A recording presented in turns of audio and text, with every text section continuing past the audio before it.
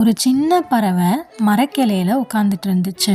ரொம்ப தூரத்துல ஒரு அழகான அருவி. அந்த அருவியை சுத்தி நிறைய மரங்கள். பார்க்கவே அவ்வளோ அழகா இருந்துச்சு. எப்படியாவது அந்த இடத்துக்கு போகணும்னு பறவைக்கு ஆசை. கீழே இருந்த மயில் கிட்ட பறவை சொல்லுச்சு, அங்க தூரத்துல பாரு, ஒரு அழகான அருவி இருக்கு, நான் அந்த இடத்துக்கு போகணும், உனக்கு வழி தெரியுமான்னு கேட்டுச்சு. மயில் சொல்லுச்சு, ஓ தெரியுமே, நான் உனக்கு வழி சொல்றேன், ஆனா நான் வழி சொன்னா நீ எனக்கு ஏதாவது தரணும்னு சொல்லி மயில் பறவையுடைய ஒரு இறக கேட்டுச்சு. பறவையும் வழி தெரிஞ்சுக்க போற ஆசையில ஒரு இறக பிடுங்கி மயில் கிட்ட கொடுத்துச்சு.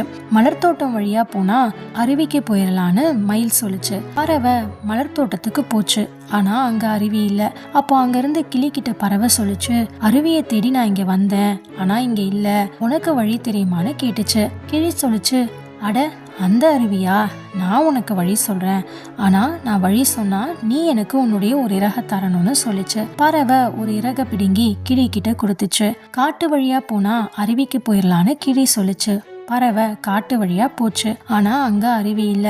அப்போ அங்க இருந்த கழுகு கிட்ட பறவை சொல்லிச்சு, 2 பேர் எனக்கு அருவிக்கு போக வழி சொன்னாங்க, ஆனா அங்க அருவி இல்ல, உனக்காவது வழி தெரியுமான்னு கேட்டுச்சு. கழுகு சொல்லிச்சு, நான் எவ்வளவு உயரத்துல பறக்கிறேன், எனக்கு தெரியாத வழியா, நீ முதலே என்கிட்ட வந்திருந்தா உனக்கு வழி கிடைச்சிருக்கும். சரி, நான் உனக்கு வழி சொல்றேன், ஆனா நீ எனக்கு உன்னுடைய ஒரு இறக தரணும்னு சொல்லிச்சு. பறவை ஒரு இறக பிடுங்கி கழுகு கிட்ட கொடுத்துச்சு. மழைப்பாதை வழியா போனா அருவிக்கு போயிடலான்னு கழுகு சொல்லிச்சு. பறவை மழைப்பாதை வழியா போச்சு. ஆனா அங்க அருவி இல்ல. அதுக்கப்புறமா பறவை புறா, சிங்கம், கரடி, மான், முயல் அப்படின்னு பாக்குற எல்லார்கிட்டையும் வழி கேட்டுச்சு. ஒவ்வொருத்தரும் ஒவ்வொரு வழி சொன்னாங்க. ஆனா வழி சொல்லும் போது ஒவ்வொருத்தரும் பறவை கிட்ட இருந்து ஒவ்வொரு இறக வாங்கிக்கிட்டாங்க. பறவையும் எல்லார் சொன்ன வழியிலயும் போய் பார்த்துச்சு. ஆனா எங்கேயுமே அருவி இல்ல. கடைசியில ரொம்ப சோகமான அந்த பறவை ஒரு இடத்துல போய் உட்கார்ந்துச்சு. திடீர்னு அதோடைய கண்களை ஏறெடுத்து பார்த்தா ஆச்சரியம், இன்னும் கொஞ்சம் பறந்து போற தூரத்துலதான் அந்த அருவி இருந்துச்சு. ஆனா பறவையால அந்த அருவிக்கு போக முடியல. பறவை தான் அதோடைய சிறகுகளையே தொலைச்சிடுச்சே.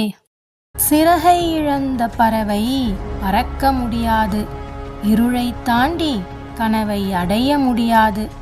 சிறகை நம்பாத பறவை கனவை இழந்தது, சுற்றம் கேட்டு தன் பாதை துளைத்தது. அடிக்கடி பிறரை கேட்டு வழி தேடினால் அருகில் இருக்கும் மொழியை கூட காண முடியாது.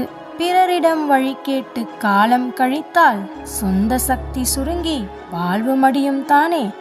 பிறரை கேட்கலாம், ஆனால் நம்மை மறக்க கூடாது, இல்லையேல் கனவுகள் நிழலாய் மறைந்துவிடும். பிறரை கேட்கலாம், அனுபவம் பயன் தரும், ஆனால் தன் சிறகை மறந்தால் வெற்றி சிதறும். நம்பிக்கை உள்ளம்தான் நம்மை உயர்த்தும், நாம் எடுக்கும் தீர்மானம் தான் வாழ்வை மாற்றும்.